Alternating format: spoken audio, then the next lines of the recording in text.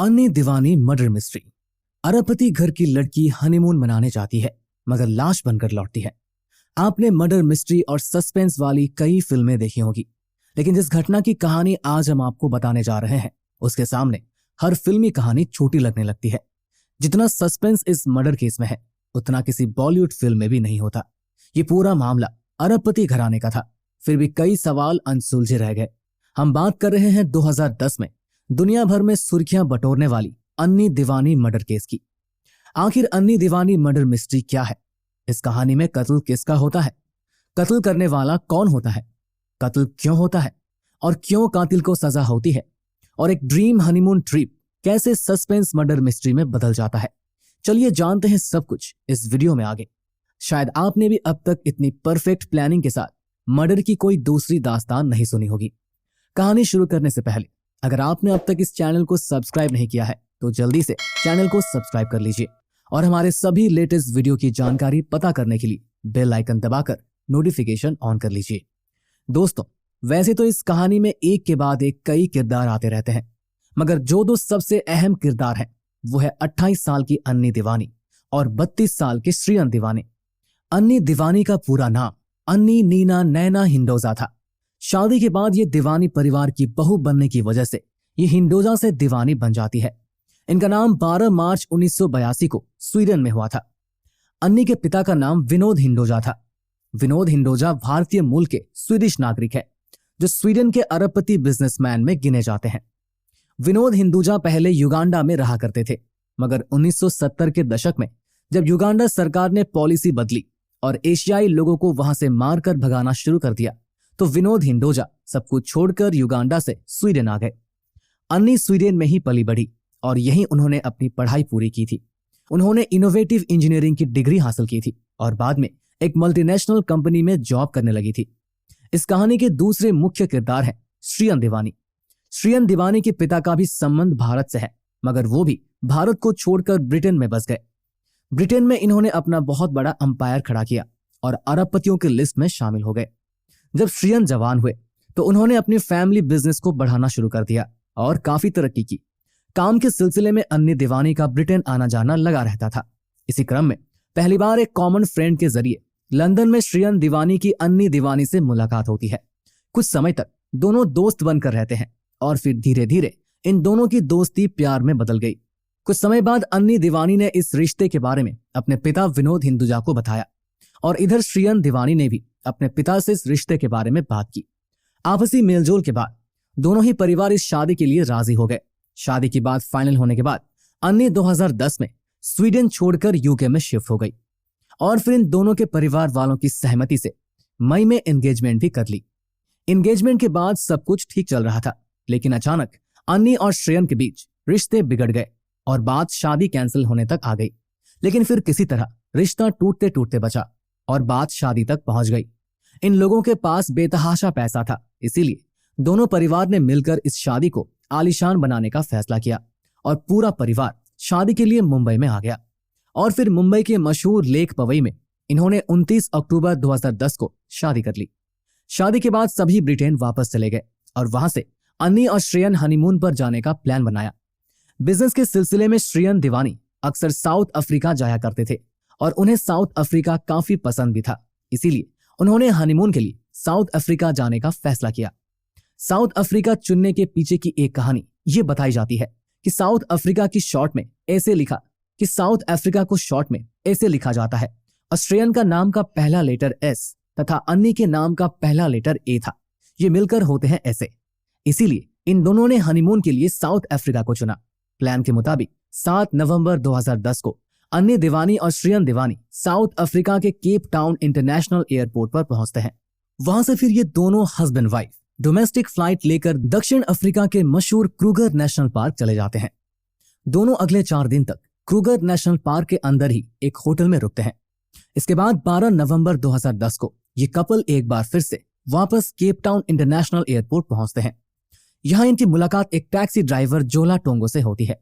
श्रीयन दीवाने जोला टोंगो की ही टैक्सी बुक करते हैं और उस टैक्सी से ये शहर के सबसे महंगे 5 star hotel Cape Grace hotel में चले जाते हैं। 12 नवंबर की रात ये दोनों इस होटल में बिताते हैं और 13 नवंबर का पूरा दिन भी वो दोनों इस होटल में बिताते हैं। साथ ही आगे घूमने का कुछ और प्लान भी तैयार करते हैं। प्लान तैयार होने के बाद श्रियन एक बार फिर से इस टैक्सी ड्राइवर जोला टोंगो को फोन करते हैं और उसे होटल में बुलाते हैं ताकि वो इन दोनों को घुमा सके। जब जोला टोंगो अपने टैक्सी लेकर केप ग्रेस होटल पहुंचता है तो श्रियन दीवाने ड्राइवर से कहता है कि यहाँ की मशहूर सुशी डिश आसपास सबसे अच्छी कहाँ मिलती है। तो इस पर जोला टोंगो उन्हें वहां से लगभग 40 किलोमीटर दूरी पर मौजूद सब साइड रेस्टोरेंट के बारे में बताता है। ये दोनों सब साइड रेस्टोरेंट पहुंचने के लिए टोंगो की फॉक्सवैगन शरण टैक्सी से केप ग्रेस होटल से रात के 8 बजे निकल जाते हैं। रात के 9:33 पर टैक्सी ड्राइवर गुगुलीथू नाम की जगह पर मौजूद सब साइड रेस्टोरेंट में पहुंचा देता है। यहाँ ये दोनों डिनर करने के बाद रात के 10:24 पर उस रेस्टोरेंट से निकल जाते हैं। यहाँ से उन्हें फिर टैक्सी ड्राइवर उसी टैक्सी में बैठाकर केप ग्रेस होटल की तरफ से निकलता है। टैक्सी चलती हुई गुगुलीथू गांव के करीब पहुंचती है और यहाँ से होटल की तरफ जाने के लिए एक तीखे मोड़ पर ड्राइवर टैक्सी को धीरे करता है। अभी टैक्सी मुड़कर मुख्य सड़क पर आ पाती उससे पहले ही अचानक से एक व्यक्ति ठीक गाड़ी के सामने आता है और जोर से सामने वाले शीशे पर अपने हाथ से मारता है। ये लोग कुछ समझ पाते हैं उससे पहले ही एक आदमी सामने आ जाता है और जब ये लोग बाहर देखते हैं तो पता चलता है कि इन दोनों के हाथों में बंदूक है। बंदूक की नोक पर एक आदमी टैक्सी के ड्राइवर को ड्राइविंग सीट से हटाकर गाड़ी से बाहर फेंक देता है और ड्राइविंग सीट खुद संभाल लेता है, जबकि उसका साथी तेजी से गाड़ी का पिछला दरवाजा खोलता है और श्रियन दीवानी तथा अन्य दीवानी के बीच में बैठ जाता है और इन दोनों पर बंदूक तान देता है। इधर ड्राइविंग सीट पर बैठा हमलावर कार को आगे बढ़ा देता है। गाड़ी की पिछली सीट पर बैठा अपराधी श्रियन से उसका पर्स, स्टाइलिश घड़ी, मोबाइल सब कुछ छीन लेता है और लगभग 20 मिनट बाद एक जगह गाड़ी धीमा करता है और श्रियन को गाड़ी से बाहर फेंक देता है। अब गाड़ी में अकेली अन्य दीवानी बचती है। इधर जैसे ही टैक्सी ड्राइवर से उसकी गाड़ी छीनती है वो सीधे गुगुलीथू पुलिस स्टेशन जाता है और घटना की जानकारी देता है। इधर 20 मिनट बाद जब अपराधी श्रियन दीवानी को भी गाड़ी से बाहर फेंक देते हैं तो वो भी मदद के लिए आसपास भटकने लगते हैं और आखिरकार एक व्यक्ति पुलिस को फोन करके घटना की जानकारी देता है।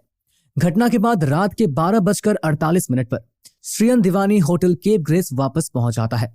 उधर रात के 1:17 पर ड्राइवर जोला टोंगो को भी पुलिस लेकर इस होटल केप ग्रेस में पहुंचती है और उसका बयान दर्ज करवाती है।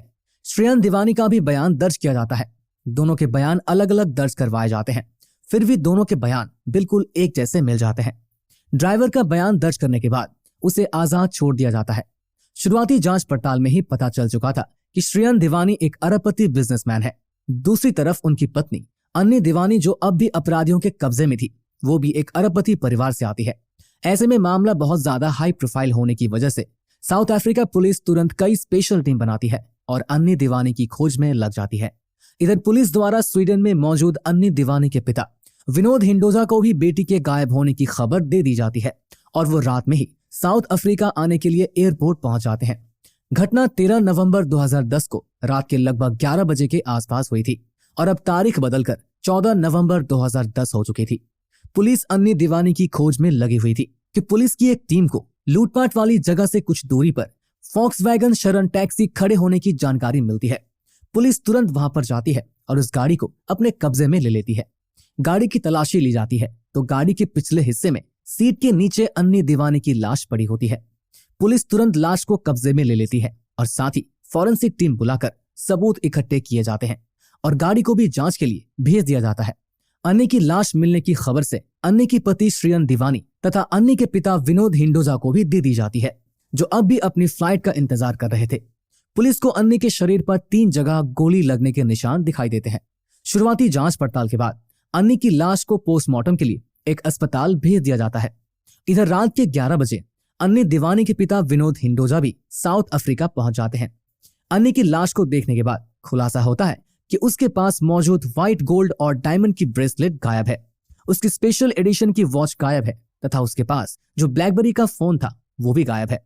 कुल मिलाकर अन्य के पास जो भी जितनी चीज गायब हुई थी उन सभी की कीमत 5 लाख से ऊपर थी। इधर पोस्टमार्टम रिपोर्ट भी आ जाती है जिसमें शरीर पर सिर्फ 1 गोली लगने के सबूत मिलते हैं। पोस्टमार्टम के दौरान किसी भी तरह की यौन हिंसा या फिर बलात्कार की पुष्टि नहीं होती है। इस तरह मामला साफ था कि यह अपहरण सिर्फ लूट की नीयत से किया गया था, लेकिन सवाल था कि जब लूट के लिए अपहरण किया गया तो फिर अन्य की हत्या क्यों की गई। पुलिस इसका जवाब ढूंढने में लग गई। अब तारीख हो चुकी थी 15 नवंबर 2010 गाड़ी और लाश मिलने के बाद पुलिस पर भारी दबाव आ जाता है कि जल्द से जल्द अन्नी दीवानी के कातिलों का पता लगाए। इस सिलसिले में पुलिस लगातार छापेमारी करना शुरू कर देती है, लेकिन पुलिस को कोई भी सुराग नहीं मिलता है। इस बीच पुलिस को ध्यान आता है कि गाड़ी के ड्राइवर ने अपने बयान में कहा था कि सबसे पहले गाड़ी के अगले शीशे पर एक अपराधी ने अपने पंजे से हमला किया था। इसलिए पुलिस तुरंत फॉरेंसिक टीम के पास पहुंचती है और अगले शीशे से फिंगरप्रिंट निकालने की कोशिश की जाती है। किस्मत से पुलिस को वो फिंगरप्रिंट मिल जाता है। उस फिंगरप्रिंट को फॉरेंसिक लैब भेज दिया जाता है तथा पुलिस रिकॉर्ड से उस फिंगरप्रिंट की मैचिंग की जाती है। थोड़ी कोशिशें के बाद वो फिंगरप्रिंट पुलिस रिकॉर्ड में पहले से ही दर्ज ओलिले मंगेनी नाम के व्यक्ति से मिल जाती है। ओलिले मंगेनी एक छोटा मोटा क्रिमिनल था जो पहले भी चीन लूटपाट की कुछ घटनाओं की वजह से जेल जा चुका था, लेकिन इसने कभी भी किसी की हत्या नहीं की थी। पुलिस अब तुरंत ओलिले मंगेनी को ढूंढने में लग जाती है, लेकिन 15 तारीख को इसका कोई पता नहीं चल पाता। लेकिन पुलिस हार नहीं मानती है और अपनी कई टीम सिर्फ ओलिले को ढूंढने में लगा देती है। इस तरह 16 नवंबर 2010 की रात को खैलीचा नाम के एक गांव से ओलिले मंगेनी को गिरफ्तार कर लिया जाता है। पुलिस पूछताछ शुरू करती है तो ओलिले कहता है कि उसने इस तरह की कोई घटना को अंजाम नहीं दिया है, लेकिन जब पुलिस सख्ती पर आती है तो वो मान लेता है कि उसने अपहरण किया है और लूटपाट में भी उसका हाथ है। लेकिन उसने अन्य दीवानी पर गोली नहीं चलाई, बल्कि शिबामा डोडा नाम के तीसरे व्यक्ति ने बैग छीनने के दौरान अन्य दीवानी पर गोली चला दी थी, जिससे अन्य की मौत हो गई। अब पुलिस शिमामा डोडा कवावे को खोजने में लग जाती है। उधर पुलिस जब कुवावे को ढूंढने में लग जाती है, इधर सारी कागजी कार्रवाई पूरी करने के बाद अन्नी दीवानी के पिता को अन्नी की लाश सौंप दी जाती है। 17 नवंबर 2010 की रात अन्नी दीवानी की लाश को ब्रिटिश एयरवेज के चार्टर्ड फ्लाइट से लेकर श्रियन दीवानी और विनोद हिंडोजा ब्रिटेन चले जाते हैं। जो अन्नी नई नवेली दुल्हन के रूप में महज कुछ दिन पहले हनीमून मनाने दक्षिण अफ्रीका गई थी, अब वहां से वो एक ताबूत में बंद होकर एक लाश के रूप में ब्रिटेन वापस आ गई थी। यहाँ धार्मिक रीति रिवाज के अनुसार अन्नी का अंतिम संस्कार कर दिया जाता है। इधर दक्षिण अफ्रीका में पुलिस अभी पूरी जान से कुआबे नाम के अपराधी को ढूंढने में लगी हुई थी। इसी खोजबीन के दौरान पुलिस को एक मुखबिर द्वारा कुआबे की लोकेशन की जानकारी मिलती है। बिना समय गवाए 17 नवंबर 2010 की रात 1 बजे एक पुलिस टीम बताई गई लोकेशन पर धावा बोलती है और शिबामा डोडा कुआबे को गिरफ्तार कर लिया जाता है। शुरुआती पूछताछ में कुआबे भी हर तरह के आरोप से इनकार करता है, लेकिन जब पुलिस बताती है कि ओलिले मंगेनी ने कहा है कि अन्नी दीवानी पर गोली तुमने चलाई थी, तो इस पर कुआबे बताता है कि मैं अपहरण और लूटपाट में शामिल जरूर था, लेकिन गोली मैंने नहीं बल्कि ओलिले मंगेनी ने ही चलाई थी। जब पुलिस कुआबे से पूछती है कि ये सब तुमने क्यों किया, तो यहाँ पर कुआबे मोंडे बोलनोगो नाम के शख्स का जिक्र आता है। करता है और कहता है किसी ने मुझे किसी से मिलवाया था और उसने मुझे ये सब कुछ करने के लिए कहा था। पुलिस कड़ियों को जितना सुलझाने की कोशिश कर रही थी, आगे बढ़ते इन्वेस्टिगेशन के साथ ये उतने ही उलझती जा रही थी। अब पुलिस मोंडे बोलनबो नाम के एक शख्स को ढूंढने में लग जाती है। पुलिस अपने रिकॉर्ड में इस शख्स के बारे में जानकारी जुटाने की कोशिश करती है, लेकिन कुछ नहीं मिलता है। थोड़ी तहकीकात के बाद पुलिस को पता चलता है कि मोंडे बोलनबो पास के ही एक कोलोजियम होटल में बतौर रिसेप्शनिस्ट काम करता है। मोंडो बोलनबो के बारे में सभी जानकारी जुटाने के बाद 18 नवंबर 2010 की सुबह पुलिस इस होटल में जाती है और मोंडे बोलनबो को गिरफ्तार कर लिया जाता है। अब पुलिस ये समझने की कोशिश करने लगती है कि आखिर मोंडे बोलनबो की भूमिका इस हत्याकांड में क्या है। इससे पूछताछ का सिलसिला शुरू होता है और जब पुलिस उससे पूछती है कि आखिर तुमने शिबामा डोडा कुआबे को किससे मिलवाया था, तो बोलनबो जिसका नाम लेता है उसके बारे में जानकर पुलिस को झटका सा लगता है। दोस्तों, क्या बताया आखिर बोलनबो ने पुलिस को? क्या अपराधी पकड़े गए और क्या उन्हें सजा मिली? जानने के लिए देखें अन्नी दीवानी मर्डर मिस्ट्री का दूसरा भाग। और हाँ, इस चैनल को सब्सक्राइब करना ना भूलें।